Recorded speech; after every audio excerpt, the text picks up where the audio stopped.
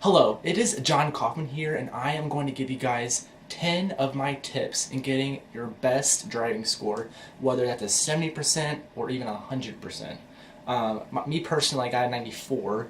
I mean, maybe it's just out of luck, I don't know. I consider myself a decent driver, but maybe not like a 94% person. But I want to give you guys 10 tips in getting your best score, so stick around. Okay, my first and number one tip is make sure when you approach your driving instructor that you develop like a quick relationship with that person.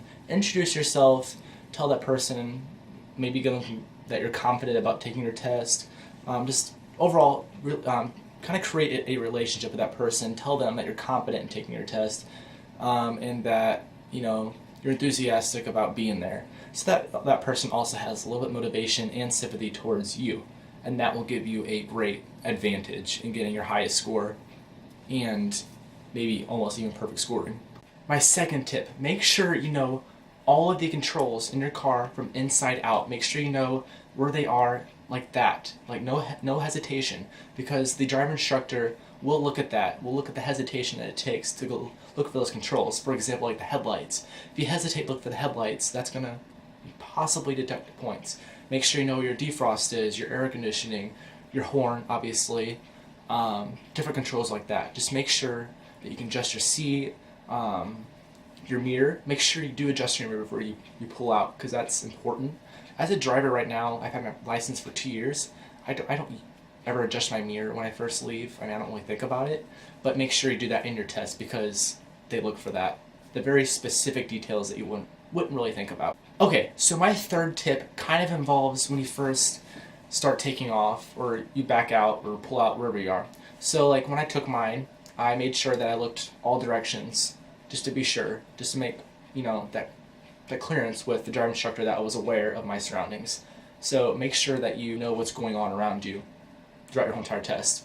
So kind of like glance around, make sure that you know that you have assurance with the driver instructor that you know what's going on. You're not just so focused on one thing at a time. You should be focused on the road ahead of you, obviously, but make sure that you're aware of your surroundings, especially if they're going like stoplights and intersections and things like that.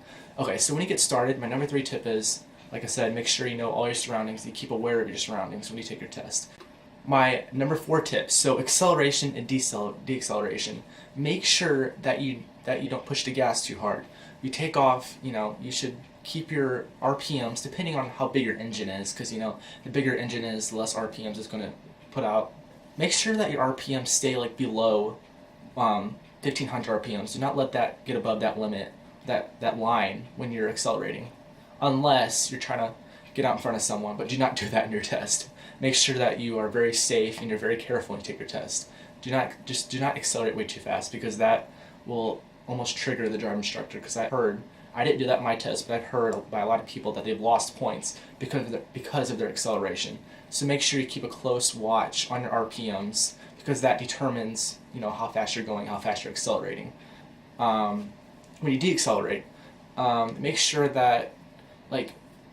you have enough time to stop. Don't stop too late to where you have to brake hard enough where it pushes the car forward or when the car goes forward. Make sure that you're very easy and you're driving like you're a chauffeur to some sort of prince or something. Make it very serene and like you're in some sort of professional chauffeur service. Okay, so tip number 5. This is where I lost points on mine, and I'm kind of upset, because I was gonna get 100, which my driver instructor said, but she told me that I took my corners way too wide and too slow. And this, in my personal opinion, was because my mom owns a pretty big van, and I drove that most of the time, and I was used to taking those corners pretty wide and slow. But for my driving test, I took it in my grandma's mid-sized car, which I didn't really need to take the corners slow and wide. So my number 5 tip is to make sure that you take your corners not too wide and not too sharp, but just perfect. Make sure you don't take them too fast and too slow, obviously. Just take them kind of easy, and I usually kind of look at like the speed limit of the road. So if it's like 25 miles per hour, maybe kind of take around 15, maybe half of that on the corner. Just you can gauge by how the car feels when you're turning. Make sure it's not too sharp and you're not causing the passengers to lean over. Make sure it's like I said, you're driving a prince around or a king. Or tip number 6. This has to deal with pulling off to the side of the road and parking either on an uphill or a downhill. So when pulling off and the driver instructor tells you to pull off, make sure you look both ways and put your blinker on immediately. If the driver instructor tells you a little bit early, make sure that it's not too early to where it might confuse another driver that you're pulling into a different area rather than just pulling off the side of the road. So make sure you're aware of that. Okay, so in scenario 1, let's say you're pulling off and you're on an uphill and there is a curb, because that does determine a factor. So after you pulled off and you've had your blinker on, turn it off. And if the driver instructor tells you to put your car in park, before you release your brake, make sure you put on the emergency brake before you release the actual brake. And then that's when you turn your wheels depending on where you're parked. So if you're uphill and there is a curb, you're going to turn the wheels to the left, so your wheels go into that curb. So if your car was to roll backwards, it will go into the curb and stop. But if there's not a curb and you're uphill, you're going to turn the wheels to the right, so your car, if it was to roll backwards, it would still go into whatever is behind it to the right instead of it going to the street, which is the general idea. So in scenario 2, if you're on a downhill and there is a curb, you're going to put your wheels to the right, so your wheels will go into the curb. Okay, tip number 7. Make sure that, so when I took my test, my driver instructor took me through a lot of streets that did not have stop signs, and that you just kind of, make your way through the street without a stop sign. I did not practice that, and that made me kind of nervous, because I didn't realize that at first that there weren't stop signs, and I almost came to a complete stop, not realizing there was a stop sign. Thankfully, I didn't lose points on that, but make sure you are aware of the stop signs in the area, because the driver instructor will look at that in you if you're coming to a stop thinking that there's a stop sign. So make sure that you are aware of that, because the driver instructor will test that, your ability to look out for stop signs. And so if you're coming up to a street that is a 4-way street and you don't have a stop sign, make sure that you come into that corner like you're not expecting to stop at a stop sign, because they will look at that and they're very strict on that. And I'm glad I did not lose points on that, because it made me kind of paranoid when, for a split second, I thought that I was running a stop sign, but I wasn't. So just make sure you're aware of that when you're doing it. Okay, tip number 8. So let's say there is a railroad track. And most times you do not have to stop at a railroad track. It's not required by law to stop at a railroad track. But my driver instructor took me through an area where I had to cross a railroad track. And I stopped at it, and the driver instructor appreciated it so much. She actually told me in the car, "Thank you for stopping here." I guess not very many people do that. So if you're at a point where you cross the railroad track, make sure you stop, look both ways, and then cross. Do not just go, and especially do not cross the railroad tracks without looking both ways.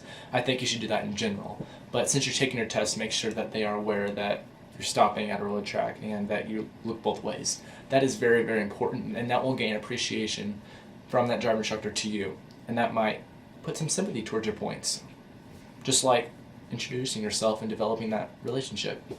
Okay, tip number 9. Okay, so we're getting to the parallel parking part, the part that most people despises the most. This is the part that everyone's like, this is where I'm going to fail. But I'll try to give you guys some tips in doing your best job at parallel parking. It's hard to explain this in person, but practice makes perfect. Practicing this will get you perfect at it. So the number one thing that will make you the best at parallel parking is practicing. So what I do, and what you guys should all do, pull up to the first 2 cones in the front.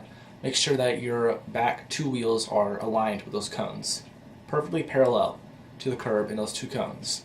Number one thing with parallel parking is where you start. A lot of people don't start in the right position, and that will mess up where they are throughout the whole entire parking process.